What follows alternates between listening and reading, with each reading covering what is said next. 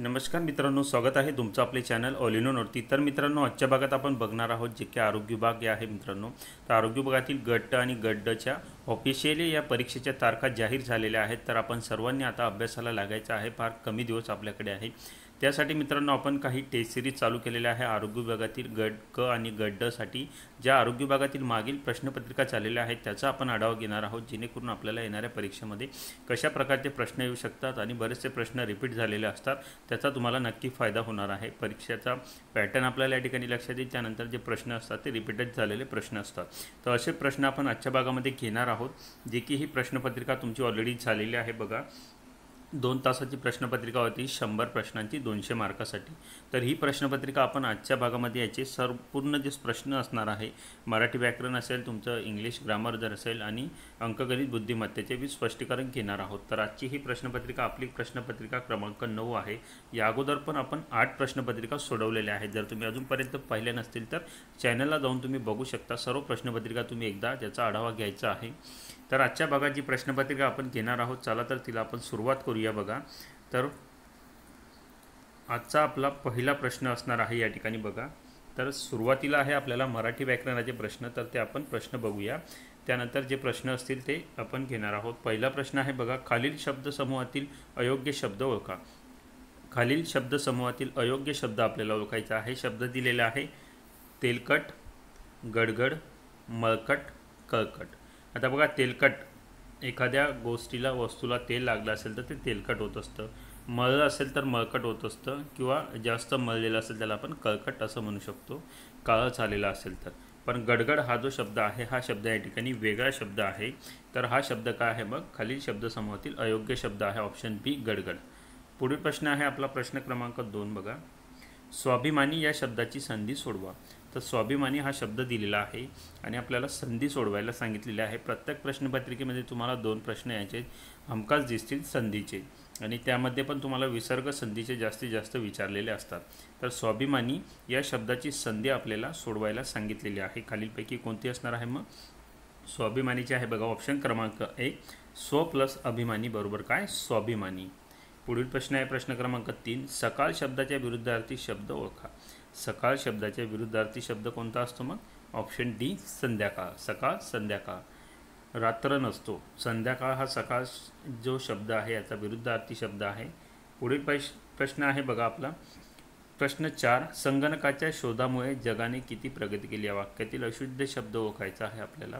तर संगणकाच्या शोधामुळे जगाने किती प्रगती केली, या वाक्यातील आपल्याला अशुद्ध शब्द या ठिकाणी विचारलेला आहे। तर या वाक्यातील अशुद्ध शब्द कोणता असणार आहे? मग तसं या प्रश्नपत्रिकेच्या ऑप्शनमध्ये जे आहे ते किती प्रगती हा शब्द जो आहे तो ऑप्शन दिलेला होता, पण ते चूक आहे। ऑप्शन बी आहे या ठिकाणी, किती हा जो शब्द आहे या वाक्यातील अशुद्ध शब्द आहे। कारण किती हा आपण लिहिताना कला पहिली वेलांटी असते आणि तीला दुसरी वेलांटी असते। किती हा शब्द हा शुद्ध शब्द आहे।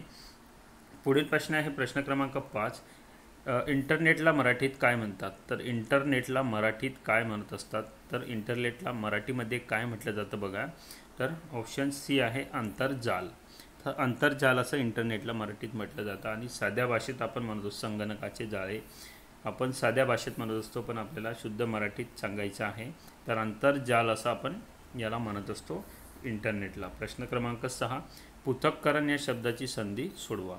पृथक्करण या शब्दाची संधी आपल्याला खालीलपैकी सोडवायची आहे। आणि पृथक्करण या शब्दाची संधी कोणती येणार आहे? मग बघा, तुम्हाला म्हटलं होतं मी की विसर्ग संधीवर तुम्हाला एकतरी प्रश्न विचारलेला असतोच। तर विसर्ग संधी आपण पाठ करून ठेवायची आहे। पृथक्करण म्हणजेच काय? ऑप्शन ए बघा, पृथक अधिक करण आपल्याला आलेलं आहे।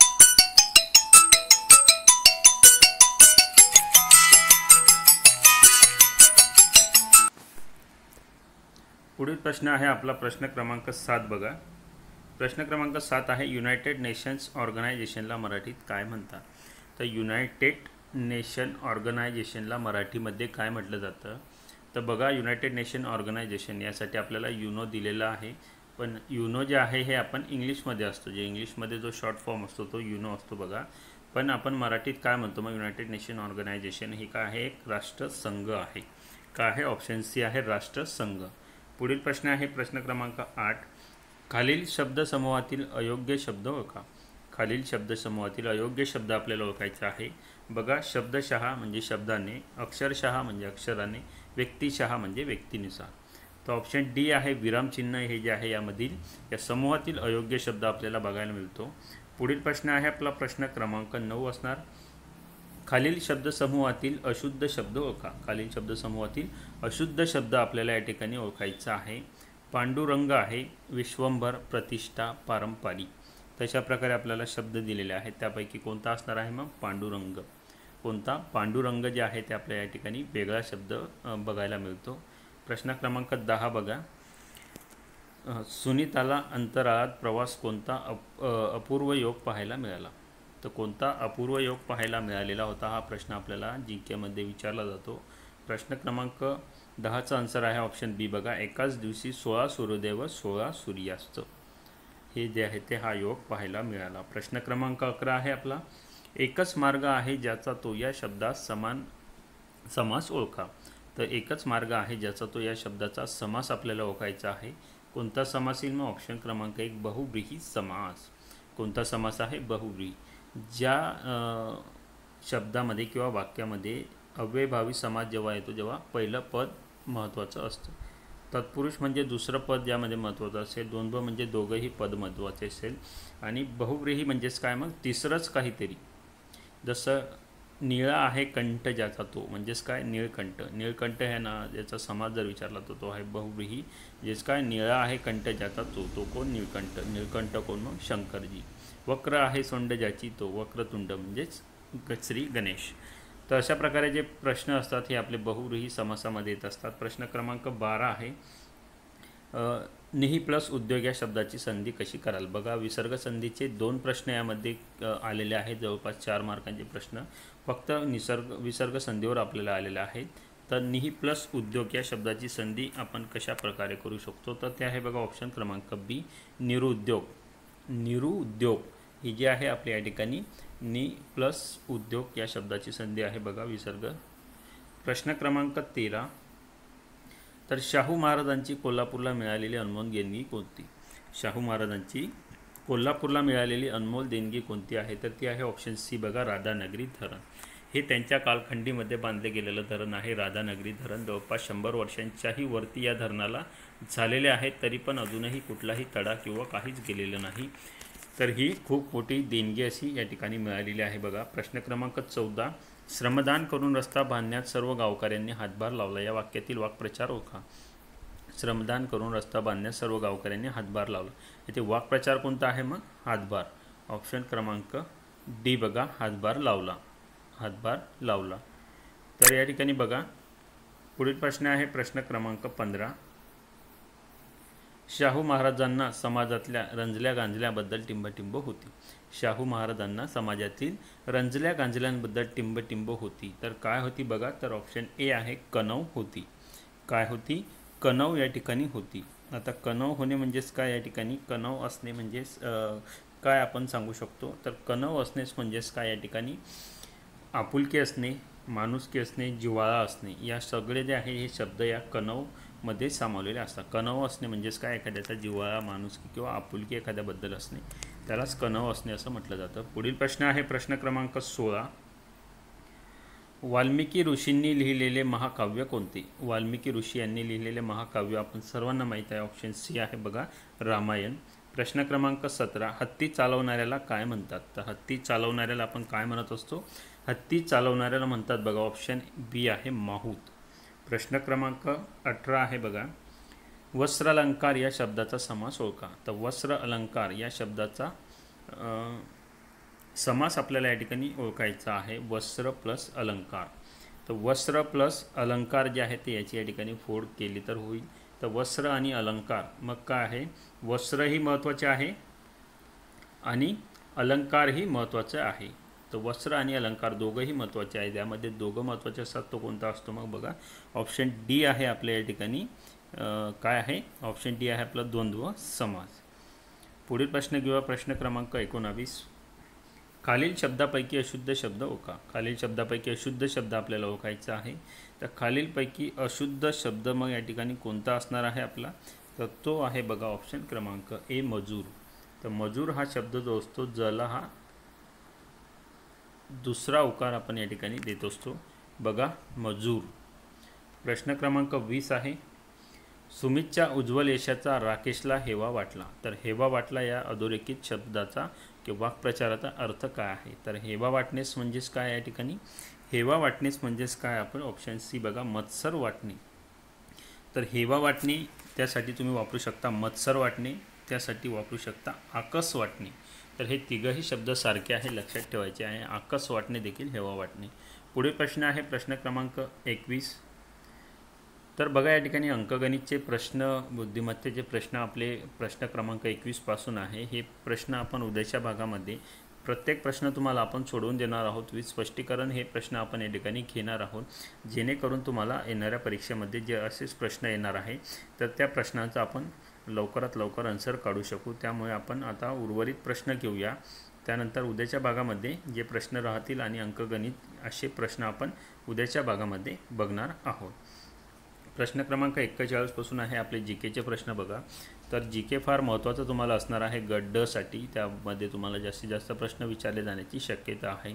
तर 1905 मध्ये बंगाल प्रांताची फाळणी कोणी जाहीर केली? तर बंगाल प्रांताची फाळणी कधी झाली तर हा प्रश्न देखील येतो. तर 1905 मध्ये झाली, हे लक्षात ठेवायचं आहे आपण.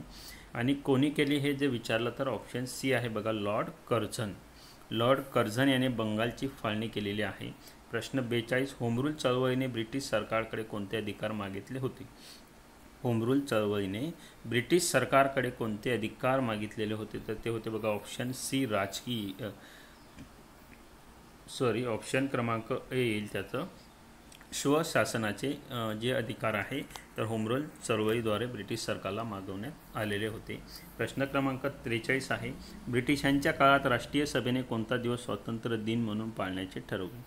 तर ब्रिटिशांच्या काळात राष्ट्रीय सभेने कोणता दिवस स्वातंत्र्य दिन म्हणून पाळण्याच्या ठिकाणी ठरवलेले होते? तर ऑप्शन बी बघा, 26 जानेवारी 1930. पुढील प्रश्न आहे प्रश्न क्रमांक 44. गांधीजींनी स्वातंत्र्यासाठी भारतात कोणते अभिनव साधन वापरले? गांधीजींनी स्वातंत्र्यासाठी भारतामध्ये कोणते अभिनव साधन या ठिकाणी वापरलेले होते? तर कोणते वापरलेले होते? मग तो ऑप्शन बी या ठिकाणी सत्याग्रहाची. प्रश्न क्रमांक 45. सातारा जिल्ह्यात प्रति सरकारची स्थापना कोणी केली? सातारा जिल्ह्यामध्ये प्रति सरकारची स्थापना कोणाकडून करण्यात आलेली होती? तर ऑप्शन डी आपला येईल, क्रांतिसिंह नाना पाटील. प्रश्न क्रमांक 46 आपला. श्रीरंगपटणाच्या लढाईत कोण धारातीर्थ पडला? श्रीरंगपटणाच्या लढाईमध्ये कोण धारातीर्थ या ठिकाणी पडलेला होता? तर कोण आहे बघा, ऑप्शन सी आहे बघा, टिपू सुलतान. पुढील प्रश्न आहे आपला प्रश्न क्रमांक 47. 1853 साली भारतात कोणत्या स्थानकादरम्यान पहिली आगगाडी धावली? 1853 साली भारतात कोणत्या स्थानकादरम्यान पहिली आगगाडी धावलेली होती? तर ती कोणती होती? मग मुंबई ते ठाणे. प्रश्न क्रमांक 48. 1853 मध्ये कावसजी नायभॉय यांनी पहिली कापड गिरणी कोठे सुरू केली? तर 1853 मध्ये कावसजी नायभॉय यांनी पहिली कापड गिरणी जी आहे ती पहिली कापड गिरणी यांनी बघा मुंबई येथे सुरू केली होती. 49वा प्रश्न आहे. 1832 साली इंग्रजांनी कोणाला फाशी दिली? 1832 साली इंग्रजांनी कोणाला फाशी दिलेली होती? तर ते आहे ऑप्शन सी बघा, उमाजी नाईक. पुढील प्रश्न घेऊया प्रश्न क्रमांक 50. समाजाचा रोष पत्करून टिंबटिंब या मुलींच्या शाळेत शिकवत असत? समाजाचा रोष पत्करून कोण आहे ज्या मुलींच्या शाळेमध्ये शिकवत असत? बघा आपण सर्वांनाच माहीत असेल कोण आहे. मग ऑप्शन बी, सावित्रीबाई फुले. अक्षरशः शेण त्यांच्या अंगावर फेकलं जात होतं तरीसुद्धा त्यांनी आपला जो आपल्या मनात ठरवलेलं होतं मुलींना शिक्षण देण्याचं ते या ठिकाणी लक्ष गाठलं. पुढील प्रश्न आहे प्रश्न 51. वैयक्तिक सत्याग्रहाचे पहिले सत्याग्रही कोण होते? वैयक्तिक सत्याग्रहाचे पहिले सत्याग्रही जर आपण पाहिले तर कोण होते? ऑप्शन क्रमांक ए बघा, विनोबा भावे. प्रश्न क्रमांक 52. छोडो भारत ठराव राष्ट्रीय सभेच्या कोणत्या अधिवेशनात प्रचंड बहुमतांनी मंजूर झाला? छोडो भारत ठराव राष्ट्रीय सभेच्या कोणत्या अधिवेशनात प्रचंड बहुमतांनी मंजूर या ठिकाणी झालेला होता? तर कोणता आहे? ऑप्शन सी बघा, फैजपूर. प्रश्न क्रमांक 53. युरोपात दुसरे महायुद्ध कोणत्या वर्षी सुरू झाले? तर युरोपामध्ये दुसरे महायुद्ध कोणत्या वर्षी सुरू झाले? तर बघा ऑप्शन डी, 1939 मध्ये. प्रश्न 54. शिलावरणाची खोली भूकवचापासून किती किलोमीटर आहे? शिलावरणाची खोली भूकवचापासून किती किलोमीटरपर्यंत खाली आहे बघा, ऑप्शन बी आहे 100. प्रश्न क्रमांक 55 आहे आपला, भूकवचाचा विस्तीर्ण भाग वर उचललेला गेल्यामुळे कशाची निर्मिती झाली? भूकवचाचा विस्तीर्ण भाग वर उचलल्या गेल्यामुळे कशाची निर्मिती झालेली होती? तर ऑप्शन ए आहे बघा, खंडाची. प्रश्न 56, पृथ्वीवर एकूण किती भूपट्ट आहेत? पृथ्वीवर एकूण किती भूपट्ट या ठिकाणी आहेत? तर पृथ्वीवर एकूण किती भूपट्ट आहेत? मग प्रश्न क्रमांक 56चा आन्सर आहे सी, 7. प्रश्न क्रमांक 57 बघा, टिंबटिंब हा रूपांतरित खडक आहे. रिकाम्या जागी योग्य शब्द भरा. तर टिंबटिंब हा रूपांतरित खडक आहे, या ठिकाणी कोणता आहे मग? तर हा आहे बघा ऑप्शन शिफ्ट. शिस्ट हा रूपांतरित खडक आहे. प्रश्न क्रमांक 58 आहे बघा, काश्मीर खोऱ्यात कोणत्या प्रकारची मृदा आढळते? काश्मीर खोऱ्यात कोणत्या प्रकारची मृदा आपल्याला आढळते बघा?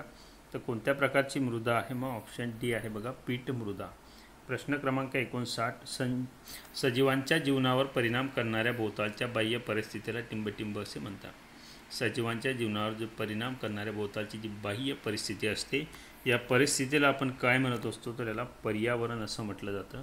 प्रश्न क्रमांक 60, गोड्या पाण्यातील मासेमारीत कोणते राज्य भारतात अग्रेसर आहे? तर गोड्या पाण्यातील मासेमारीत कोणते राज्य या ठिकाणी भारतामध्ये अग्रेसर आहे बघा? तर ते आहे पश्चिम बंगाल.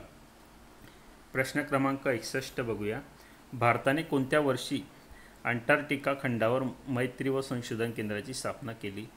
तर भारताने कोणत्या वर्षी अंटार्क्टिका खंडावर मैत्री व संशोधन केंद्राची स्थापना या ठिकाणी केलेली होती? तर ते आहे बघा ऑप्शन क्रमांक बी, 1989. प्रश्न क्रमांक 62, भारत हे टिंबटिंब राष्ट्र आहे. तर भारत हे कोणत्या प्रकारचं राष्ट्र आहे? ऑप्शन डी बघा, सार्वभौम्य राष्ट्र आहे. प्रश्न क्रमांक पुढील घेऊया. प्रश्न क्रमांक 63, अलिप्तवादी चळवळीचे नेतृत्व भारताने कोणाच्या मार्गदर्शनाखाली केले? तर अलिप्तवादी चळवळीचे नेतृत्व भारताने कोणाच्या नेतृत्वाखाली केले? तर ऑप्शन ए बघा, पंडित नेहरू. प्रश्न क्रमांक 64, भारताच्या सुरक्षा व्यवस्थेच्या सर्वोच्चपदी कोण असतात? भारताच्या सुरक्षा व्यवस्थेच्या सर्वोच्चपदी खालीलपैकी कोण असतात? तर ते आहे बघा, राष्ट्रपती. जे तिघही दल आहेत आपले, या ठिकाणी मिलिटरी असेल आपलं, त्यानंतर नेव्ही असेल, एअरफोर्स असेल, याचे हे मेन असतात बघा. प्रश्न क्रमांक आहे 65, मानवी हक्काच्या जाहीरनाम्यात कोणत्या स्तरावरील शिक्षणाचा हक्क समाविष्ट करण्यात आला आहे? मानवी हक्काच्या जाहीरनाम्यात कोणत्या स्तरावरील शिक्षणाचा हक्क समाविष्ट करण्यात आलेला आहे? तर तो आहे ऑप्शन सी, प्राथमिक. प्रश्न क्रमांक 66, मध्ययुगीन युरोपावर टिंबटिंब जबरदस्त पगडा होता. मध्ययुगीन युरोपावर टिंबटिंबचा जबरदस्त या ठिकाणी पगडा आपल्याला पाहायला मिळत होता. तर कोणाचा होता बघा? ऑप्शन सी, धर्माचा. प्रश्न क्रमांक 67 घेणार आहोत आपण.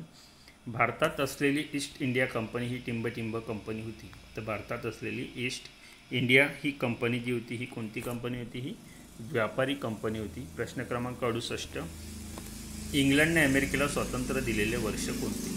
तर इंग्लंडने अमेरिकेला स्वातंत्र्य दिलेले वर्ष कोणते आहे? तर ते आहे बघा या ठिकाणी ऑप्शन क्रमांक सी आहे 1783. 1783 या वर्षी. काहींना वाटत असेल 1776 या ठिकाणी वाटू शकतं आपल्याला, पण 1776 हे का आहे? तर हे या ठिकाणी मान्यता नव्हती. हे का आहे? या ठिकाणी घोषित करण्यात आलेलं होतं 4 जुलै 1776 बरेच काही देश मिळून त्यांनी घोषणा केलेली होती स्वातंत्र्याची. त्यानंतर त्यांच्या बऱ्याच लढाई चालल्या. त्यानंतर सप्टेंबर 3, 1783 स्वातंत्र्याची मान्यता मिळालेली होती अमेरिकेला. प्रश्न क्रमांक 69, फ्रेंच राज्यक्रांतीचे जनक कोण होते? तर फ्रेंच राज्यक्रांतीचे जनक रुसो यांना ओळखलं जातं. प्रश्न क्रमांक 70 आजचा आपला शेवटचा प्रश्न. इसवी सन 1774 ते 1818 या दरम्यान मराठी व इंग्रज यांच्यात किती युद्ध झाली? तर किती युद्ध झालेली होती? ऑप्शन ए बघा, 3. तशा प्रकारे आपण आजच्या भागामधील जे मराठी व्याकरणाचे प्रश्न होते आणि जनरल नॉलेजचे प्रश्न होते या ठिकाणी कव्हर केलेले आहेत. उर्वरित जी केचे प्रश्न आपण बघा या ठिकाणी किती प्रश्न तुम्हाला जी केचे आलेले आहेत. तर अशाच प्रकारे तुम्हाला जी केचे प्रश्न या ठिकाणी येण्याची शक्यता असणार आहे. प्रत्येक प्रश्नपत्रिकाचा पॅटर्न फिक्स असतो. या पॅटर्नमध्ये बहुधा तुम्हाला बघायला मिळतं की इतिहासावर जास्तीत जास्त प्रश्न विचारले गेलेले आहेत. तर हा टॉपिक देखील तुम्ही करून ठेवायचा आहे. त्यासाठी आपण एक सिरीज देखील घेऊया. जर तुम्ही कमेंट्स बॉक्समध्ये कमेंट्स करायचे आहे, इतिहासाचे स्पेशल प्रश्न आपण त्यामध्ये घेऊ. आणि उर्वरित जे प्रश्न आहे या प्रश्नपत्रिकेचे आता उद्याच्या भागात तुम्हाला सेकंड भागात मिळेल, त्यामध्ये अंकगणित बुद्धिमत्ता पूर्ण प्रश्न आपण स्पष्टीकरणासह घेऊ. तर मित्रांनो, तुम्ही अजूनही चॅनलला नवीन असाल, सबस्क्राईब केलं नसेल तर लगेच सबस्क्राईब करा, म्हणजे येणाऱ्या प्रत्येक व्हिडिओचे नोटिफिकेशन तुम्हाला मिळेल. वेळ खूप कमी आहे आपल्याकडे या ठिकाणी, तर अभ्यासाला लागायचं आहे आपण. धन्यवाद मित्रांनो.